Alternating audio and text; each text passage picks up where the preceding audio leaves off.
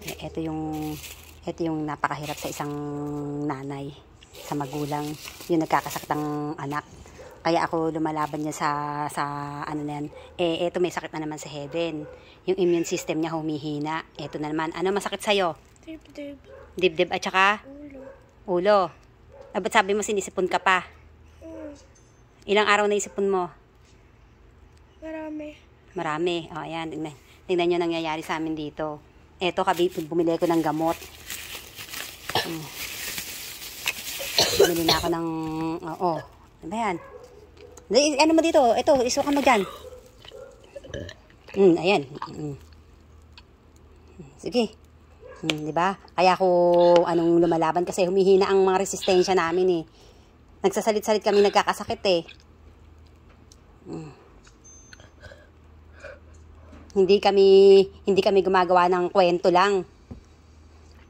Kaya ako pa ulit-ulit. Sige. Sige. Tingnan yung nangyayari sa amin dito. Lalo nag-iisa akong nanay, nag-iisa ako dito. Di bali tayong walang pera, wala lang tayong mga sakit. Ito yung inaani namin. Yung isang anak kong dalagita, sumasakit din ng dibdib dahil siya yung nasa attic.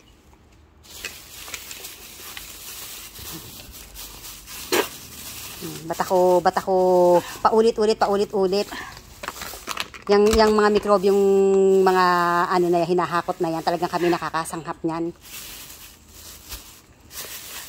Kaya matapang akong lumalaban. Hindi lang kami ang nagkakaganyan, yung mga dumadaan yan, hindi nila alam. Pag may sakit sila, hindi nila nalalanghap nila yan. Tapos pag magpapacheck up lang kayo, sasabihin pa-ospital na. Hindi naman kami malilibre sa ospital eh. Sige, ayan oh.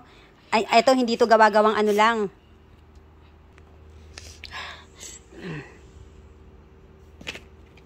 Ilagay mo sa ano mo, dali. Sa ano mo. Ipit mo.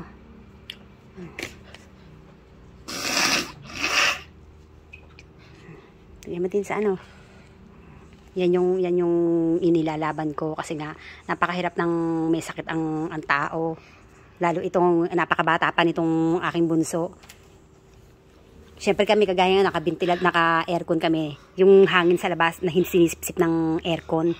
Hindi lahat ng virus sa labas amin ang nasisingot. Ano sila naghakot?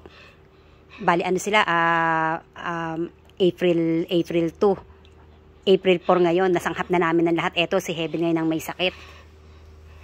Nilalagnat, sumasakit daw dibdib niya. Sinisipon. Sige nga, kayo nga. Bakit ako hindi lalaban niya sa ano na yan? Kami nakakasagap talaga. Perwisyo eh. Perwisyo yung basura nila sa laki ng building nila. Dito lahat ang tapon. Dito lahat ang hakot at tong truck. Hindi lang yan. Dito papasip-sipa ng dumi.